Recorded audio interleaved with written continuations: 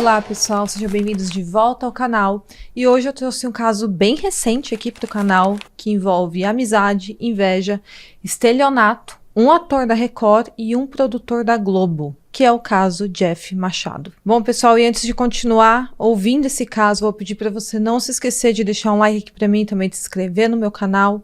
Fiquem comigo até o final do vídeo, me siga nas minhas redes sociais que vão estar aqui na tela, para quem quiser mandar alguma mensagem, se comunicar comigo lá no Instagram. É o melhor lugar pra gente fazer isso. Fiquem comigo até o final do vídeo e bora pro caso de hoje. Então, antes de começar o caso em si, eu queria falar que esse caso ele é muito recente, então não tem tantas informações oficiais, assim, na verdade tem bastante informações desencontradas sobre a vida do Jeff Machado e também sobre o caso em si. Então, eu tentei coletar o máximo de informações possíveis, assisti entrevistas sobre o caso de fontes confiáveis, como por exemplo a Cíntia, que é amiga dele, mas mesmo assim ainda tem informações que a polícia precisa confirmar, então pode ser que alguma informação que eu dê ao longo desse vídeo mais tarde tenha que ser atualizada. Então eu tentei reunir o máximo de informações possíveis, colocar tudo numa linha do tempo, como eu costumo fazer aqui no canal, e é isso. Bora pro caso. Jefferson Machado da Costa nasceu em Araranguá, município de Santa Catarina, que possui cerca de 70 mil habitantes, localizado ao sul do estado. Ele morava no Rio de Janeiro há 9 anos e ele era formado em jornalismo e cinema. E no início da carreira ele chegou a atuar como colunista social em revistas de Florianópolis e Rio do Sul, um município do Vale do Itajaí. Ele era irmão do meio de 3 irmãos e a família dele já tinha passado por um trauma muito grande com a morte do seu irmão mais velho em um acidente de carro, quando Jeff tinha em torno de 14 anos. Então a mãe dele, chamada Maria das Dores, já tinha tido esse trauma de perder um filho. Em 97, ele se mudou para São Paulo e, vivendo entre a capital paulista e o Rio de Janeiro, ele se dedicou ao estudo das artes cênicas. Em 2008, ele voltou para Florianópolis, onde trabalhou nas áreas de imprensa e artes. Ele foi assessor de imprensa, produtor, diretor de arte, cenógrafo e vitrinista. E em 2014 ele foi morar no Rio de Janeiro, onde trabalhava como ator e tinha como principal hobby o surf. O Jeff estava com 44 anos na época dos fatos e ele era apaixonado pelos seus cachorros. Tanto que ele chegou a criar um perfil dedicado aos cachorros dele chamados Dogs do Jeff, a quem ele chamava de filhos. Ele recentemente também esteve ao ar na novela Reis, da TV Record, e ele morava em uma casa de 3 andares no bairro Barra de Guaratiba, na zona oeste do Rio de Janeiro, junto com seus 8 cachorros. E parecia que tudo estava indo muito bem na vida do Jeff. Ele era um cara bem sucedido, de 44 anos, tinha sua própria casa, uma casa enorme, ele cuidava dos seus cachorros. Ele também era conhecido pelos seus amigos por ser uma pessoa muito amorosa, muito paciente. Também ele tinha uma forma delicada de lidar com as pessoas, então ele era muito querido pelos seus amigos e também pela sua família. E além disso, ele tinha o sonho de ser ator e recentemente ele tinha conseguido atuar numa novela da Record, na novela Reis. Então parecia que estava indo tudo muito bem na vida do Jeff. Ele fazia aniversário em 19 de janeiro e até essa data desse ano ele permaneceu comunicável com a sua família e com seus amigos. Dia 20 ele publicou uma foto de um bolo que ele tinha ganhado de um suposto amigo, que vai ser muito envolvido nesse caso. E dia 22 daquele mesmo mês foi o último dia que o Jeff falou pelo telefone ou por áudio no WhatsApp com a sua mãe. A partir daí, seus familiares e amigos receberam apenas mensagens de texto do número do Jeff. Mensagens essas muito suspeitas, por serem muito curtas e não era a forma que ele costumava se comunicar com as pessoas. A forma que ele estava escrevendo não era a forma que ele costumava escrever. As pessoas próximas dele começaram a desconfiar que tinha algo errado acontecendo, e uma amiga próxima dele, que deu entrevista ao canal do Beto Ribeiro, a Cíntia, falou que nesses dias que provavelmente não era o Jeff que estava respondendo pelo celular dele, as mensagens dela eram apenas visualizadas e ele nem respondia.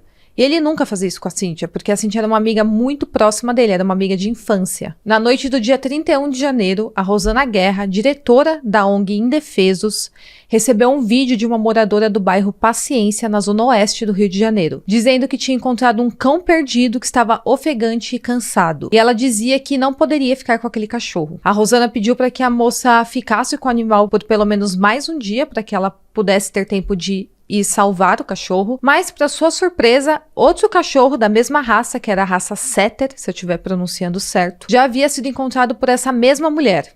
A Rosana não sabia ainda, mas se tratava de Cazuza e Vinícius de Moraes, os cães do Jeff. Os cachorros foram resgatados no dia 1º de fevereiro e a notícia de 2 cães da raça Setter ter sido encontrados perdidos circulou pelas redes sociais e chegou a um grupo de WhatsApp onde estava a Patrícia Triaca, que é uma veterinária que era amiga do Jeff. Ela então explicou que essa raça é restrita no Brasil e que por isso é comum esses cachorros terem um chip de localização. E a partir disso, eles descobriram que os 2 cães pertenciam ao Jeff Machado. E aquilo, de cara, foi muito esquisito para quem conhecia o Jeff, porque ele era completamente apaixonado pelos cachorros dele. Então, jamais ele abandonaria esses cachorros. A Patrícia, então, mandou mensagem pro Jeff, tentando entender o que tinha acontecido.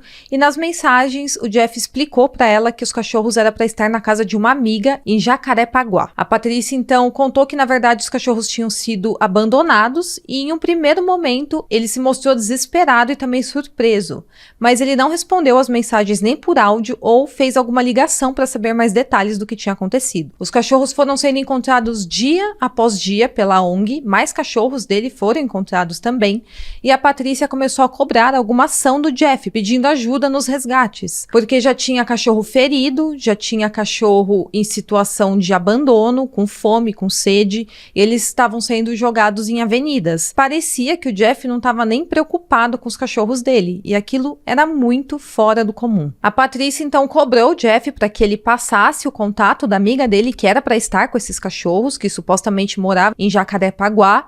E aí, o Jeff, ou então o impostor que estava se passando pelo Jeff, passou o número de celular de um suposto namorado dessa amiga dele, chamado Giovanni. Esse rapaz ligou para Patrícia e compartilhou detalhes da situação. Ele contou que, na verdade, ele tinha conhecido o Jeff em uma praia, que o Jeff frequentava muito lá no Rio de Janeiro. E lá na praia, o Jeff teria falado para ele sobre um cachorro muito doente e perguntou se ele sabia um lugar onde ele pudesse abandonar esse cachorro. E essa história não fazia sentido nenhum, porque jamais o Jeff ia pegar um cachorro doente e abandonar o cachorro. Ele era apaixonado por cachorro, como eu falei. Então, essa pessoa que estava se identificando como Giovanni contou que eles então combinaram um encontro próximo à igreja em Santa Cruz. E quando o Jeff chegou, ao invés de um cachorro, ele estava com 8. Então, ele quis dizer que, na verdade, o Jeff estava querendo abandonar os 8 cachorros que ele tinha. A Patrícia foi a primeira a suspeitar que um impostor estava se passando pelo Jeff. Porque, como eu falei, ela mandou mensagens ao Jeff questionando o que estava acontecendo. E nessas mensagens, ela estranhou o comportamento e o jeito de falar dele. Além disso, ele não atendia ligações e nem mandava áudios, muito menos enviava fotos. A Patrícia pedia muito para ele, manda foto de onde você tá.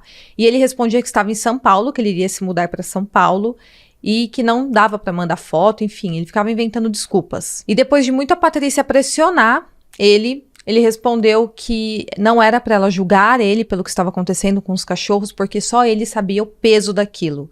E aí ela percebeu que não era ele naquelas mensagens. Então a Patrícia começou a suspeitar que tinha alguma coisa muito errada acontecendo e decidiu conversar com a mãe e com a irmã e com o irmão dele. Todos estranharam o comportamento dele e repararam que não conversavam por voz ou vídeo com ele há muito tempo. Eles então reuniram material e foram à delegacia de descoberta de paradeiros, no Jacarezinho. Desde então, uma investigação foi iniciada. O irmão do Jeff foi até o Rio de Janeiro falar com a polícia, prestar um depoimento na delegacia.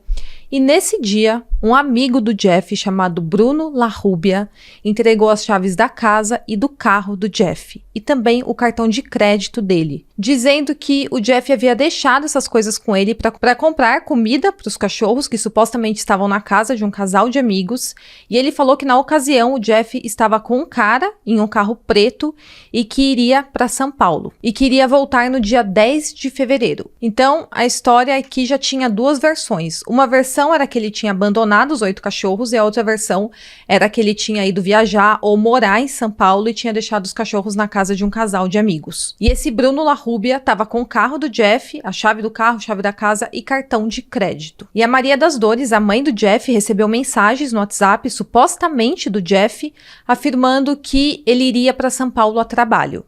A Maria das Dores diz que se realmente fosse o filho dela naquelas mensagens, ele teria mandado várias imagens mostrando os detalhes da viagem, porque era como ele costumava se comunicar. Ele ia mandando foto, gravava áudio, ligava, e naqueles dias nada disso estava acontecendo. Dia 7 de fevereiro, ele postou um story com uma mensagem meio que de despedida, com um tom bem esquisito.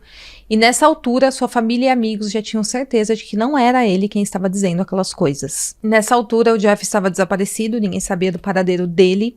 Ele nunca ficava incomunicável dessa forma. A pessoa que estava se passando por ele no WhatsApp não respondia mais as mensagens e a polícia já estava fazendo as investigações. E agora eu vou falar do principal suspeito de ter feito algo contra o Jeff.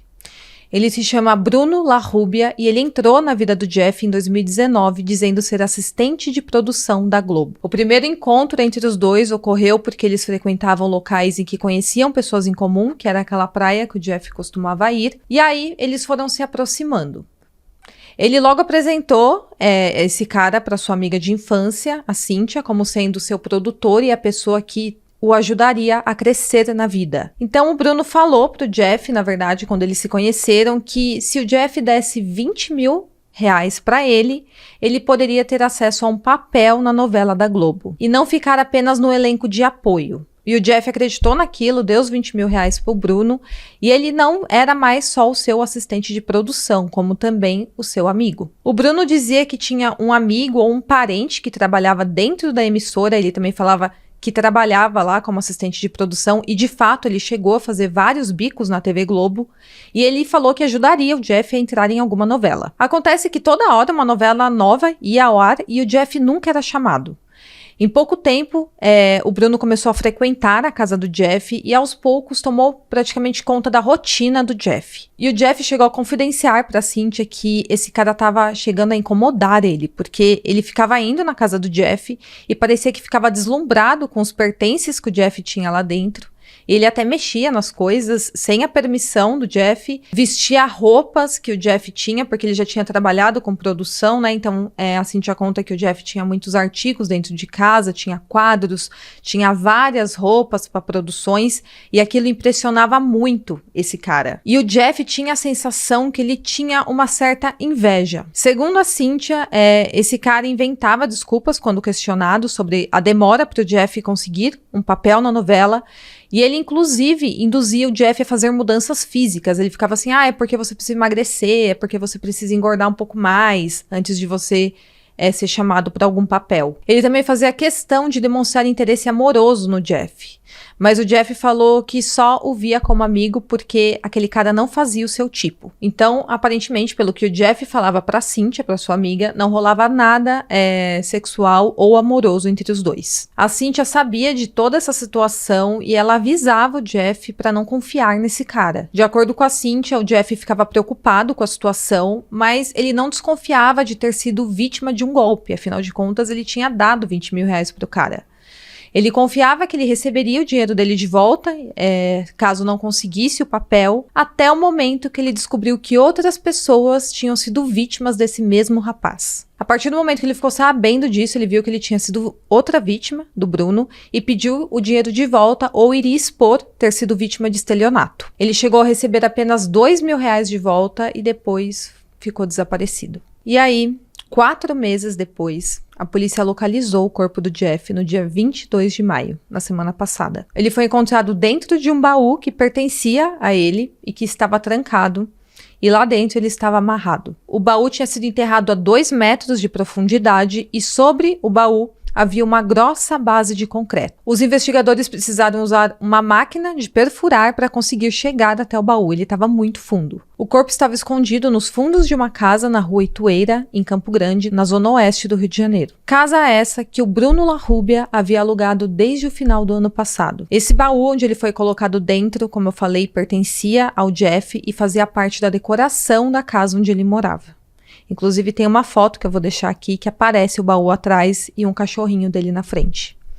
Segundo os investigadores da Delegacia de Descoberta de Paradeiros, o corpo estava com as mãos e pés amarrados e com um pano na boca, em posição fetal, e estava em avançado estado de decomposição. Apesar disso, foi possível fazer o reconhecimento por meio de suas impressões digitais. porém, não foi possível determinar a causa da morte. A polícia desconfia que foi por asfixia por esganadura, porque parece que tinha hematoma ou afundamento aqui no pescoço. Mas não dá nem para saber se ele foi enterrado com vida ou sem vida, porque não dá para determinar a causa da morte por causa do avançado estado de decomposição que estava o corpo. Além do Bruno Larrubia, o namorado dele e também um pai de santo estão entre os suspeitos e prestaram depoimento na delegacia na última quinta-feira, dia 26 de maio. Hoje, aparentemente, o Bruno está desaparecido.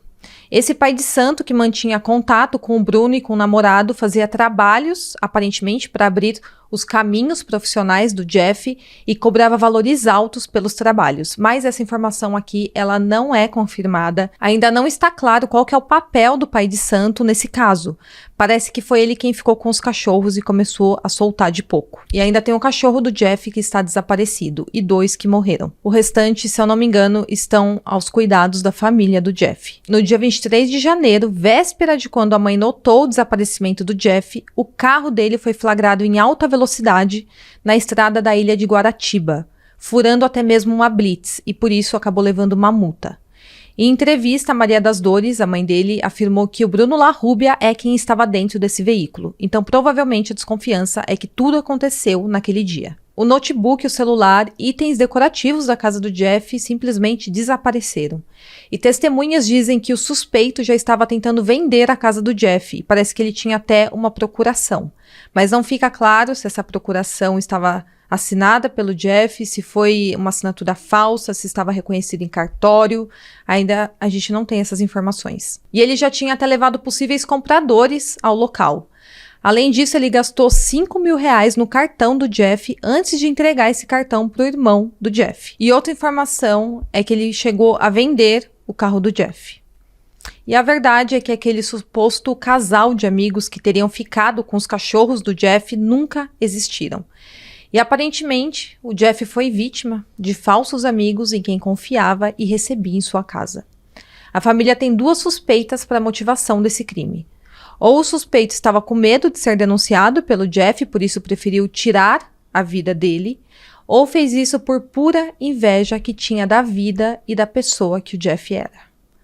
Bom, pessoal, então esse é o caso de hoje. Eu tentei trazer o máximo de informações possíveis, com o máximo de respeito pela família do Jeff e também pelos amigos que estão sofrendo muito com essa tragédia que aconteceu. Eu assisti a entrevista da Cíntia no canal do Beto Ribeiro, vale a pena assistir. Ela fala um pouco da vida do Jeff, da lembrança que ela tem dele, da pessoa que ele era. Então, para quem está acompanhando esse caso e quer conhecer um pouquinho mais de quem que ele era, assiste lá também, que tá muito bom, tá muito boa a entrevista que o Beto Ribeiro fez.